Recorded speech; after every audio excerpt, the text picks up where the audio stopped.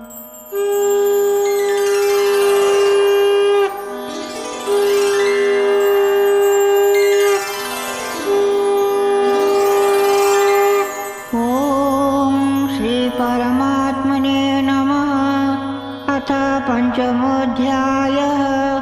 अर्जुन उवाच सन्न्यासं कर्मणां कृष्ण पुनर्योगं च संस्यसि यस्येयेतयोरेकं तन्मे ब्रूहि सुनिश्चितं।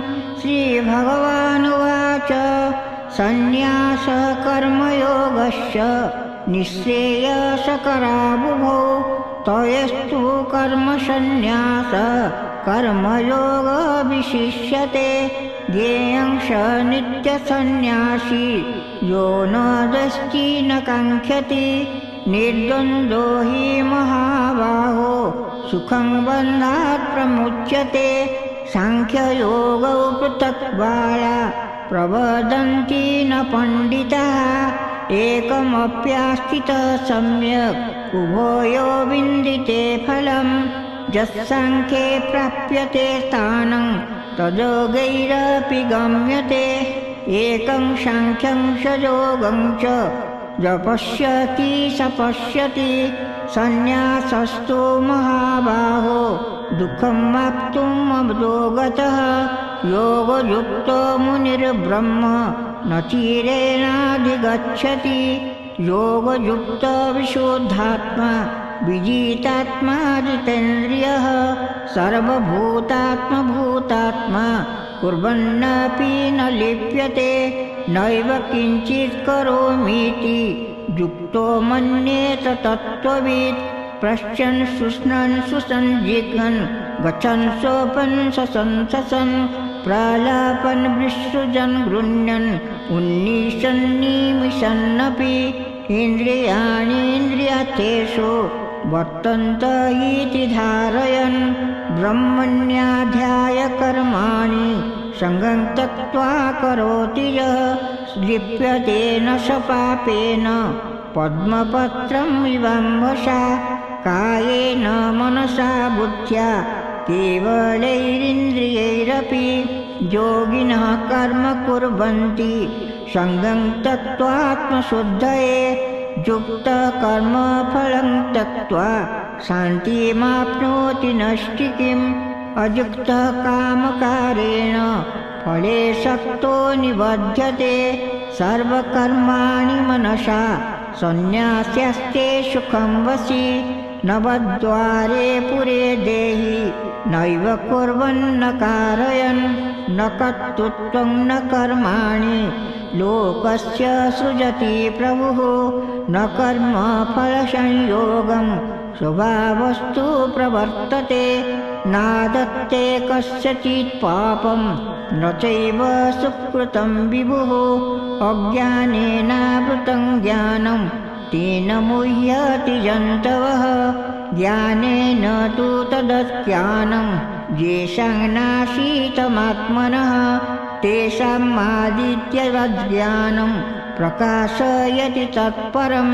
तद्बुद्धय तदात्मानं तन्निष्ठा तत्परायणः गच्छन्त्य पुनरावृत्तिं ज्ञाननिर्धूतकर्मशः। विद्याविनयसम्पन्ने ब्राह्मणे गविहस्तिनि शुनि चैव स्वपाके च पण्डिताः समदर्शिनः। इहैव तैजितः सर्गो येषां साम्ये स्थितं मनः। निर्दोषं हि समं ब्रह्म तस्माद् ब्रह्मणि ते स्थिताः।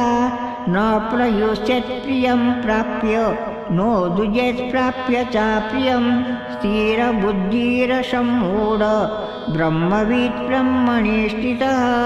बाह्यस्पर्शेषु शक्तात्मा विन्दत्यात्मनि यत्सुखं। स ब्रह्मयोगयुक्तात्मा सुखमक्षयमश्नुते। ये हि संसर्गया भोगा दुःखयोनय एव ते। आद्यन्तवन्त कौन्तेय न तेषु रमते बुधः। शक्नोति हैव जो सोढुं प्राक्शरीरविमोक्षणात्। कामक्रोधो भवद्वेगं सयुक्तः स सुखी नरः युञ्जसुखसंसराम तथान्तर्योतिरेव च स योगी ब्रह्मनिर्वाणं ब्रह्मभूतोऽधिगच्छति लभन्ते ब्रह्मनिर्वाणं ऋषयः क्षीणकल्मषः छिन्नद्वेधा तथात्मानः सर्वभूतहिते रतः कामक्रोधवियुक्तानां यतीनां यतचेतसाम् अभीतो ब्रह्मनिर्वाणं वर्तते विदितात्मनां स्पर्शान् कृत्वा बहिर्बाह्यं चक्षुश्चैवान्तरे भ्रुवौ प्राणपानौ समौ कृत्वा नासाभ्यन्तरचारिणौ जतेन्द्रियमनोर्बुद्धि मुनिमुख्यपरायणः विगतेच्छाभयक्रोधो यः सदा मुक्त एव सः भोक्तारं